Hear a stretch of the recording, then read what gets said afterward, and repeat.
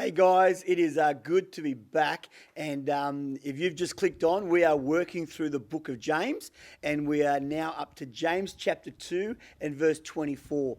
Now, the last couple of weeks, we've been really talking about a particular topic about I guess it's the difference between what we do as Christians and also compared to what we say as Christians. And if you're anything like me, even though we do the very best we can, it doesn't always line up. And I think we're coming to a bit of a head on this particular topic. And I just want to encourage you, or just want to remind you of what James actually says about this topic. And then all of us, you, me, everybody, we can all just work a little bit harder to make sure that these two things line up. Now, this is what it says in James chapter 2 and verse 24. It says, you see that a person is justified by what he does and not by faith alone.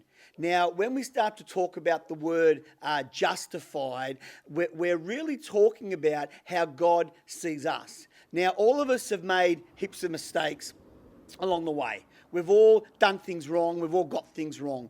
But when the Bible talks about justified, he's talking about us being justified by what Jesus has done.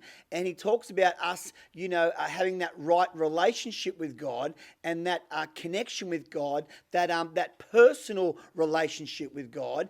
And where that's been broken through the world by all of us through sin, it's about us being justified to have that relationship and that connection back with God.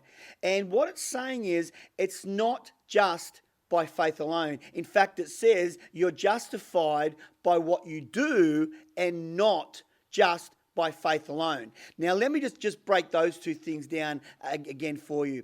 You see, when we talk about faith, faith is about how we feel about God. It's how we think about God. It's whether we have a faith that Jesus died for us. It's whether we had a faith that God was there for us, and whether God has made a way for us.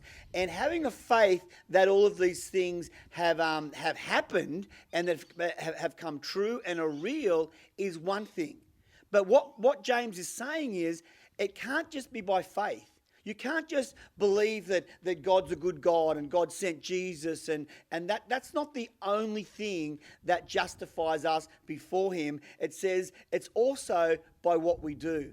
And that's where so often the faith message has been sometimes overpreached. It's been preached that have a faith in God, have a faith in Jesus, have a faith that you're in right standing with God and everything's all right.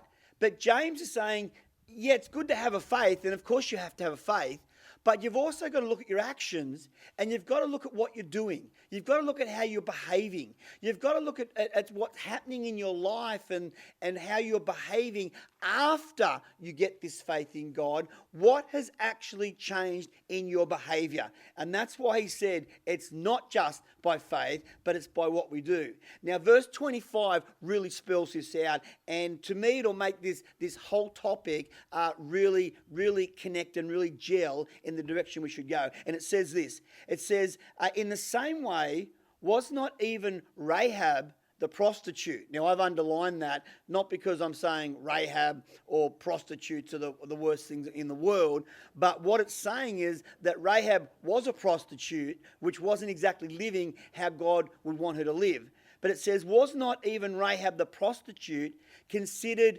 righteous? There's that word again, right standing with God, for what she did when she gave lodgings to the spies and then sent them off in a different direction. Now, it doesn't get any clearer than that to me. And what this is really spelling out is that there's a lady, and let me just give you a bit of background for the story just to recap our memory. In the city of Jericho, when the children of Israel were coming up to take that city, Joshua sent some spies into the city. And when they were in that city, the city caught wind that the spies were there. And Rahab, the prostitute, took these guys in and then sent them off in a different direction and let them get out of the city without being caught. And James is saying, you know what? Rahab might not have had a great faith in God all of her life. She may not have even had a faith in God with her current circumstances or how she was living. But the fact that she looked after God's people, the fact that she did something to protect God's people. She did something to protect those spies. She did something to sort of look after them and send them in a different direction so they'd get out of the city safely. That is what James said is why she was considered righteous. Not because of her faith, not because of where she may have been at, but by what she did in doing the right thing by those spies and looking after those men of God. And to me, I'm not saying, now listen, I want to be really clear on this. I'm not saying that you can live however you want and then just do good deeds and you'll be right. We've covered that, in previous sessions. But what I am saying is you can't just have a faith in God and then not do good deeds and not do the things that God has asked you to do and just hope that everything's going to be right and you're in right standing with God or you are righteous. Because James is really whacking this thing on the head and I just don't think it can be much clearer than that. So here's my challenge for you today. Have a faith in God. Absolutely. We all need to have a faith in God. We all need to have a faith in Jesus that he came and he died for our sin. We all need to pray and connect with God and have that connection with God and praise and worship and read our Bible. But you know what else we have to do? And it's very clear coming out of the end of James chapter 2. We have got to start to do the right thing to the very best of our ability. We have got to make right decisions and right actions in according to what God has asked us to do and according to the way that we should now live because of that faith in God. Verse 26 says this, as the body is dead without the spirit, so is faith is dead without deeds. And I just want to encourage you again. Listen, we know there's a body, but it's the spirit on the inside of us that makes us the full person. Well, just as it is with us in the natural, so it is walking with God. It's not just having that faith in God, but it's actually getting those deeds and those actions right. And that makes the complete picture of where God wants us to head as men and women that are following him. This is extremely challenging because all of us could deepen our faith. But you know what? All of us could certainly deepen our actions and our behavior. Think about how you treat people. Think about how you talk to people. Think about how you act. Think about how you connect with your family. Think about the actions of the way that you drive on the road. Think about the way you treat people that you don't even know.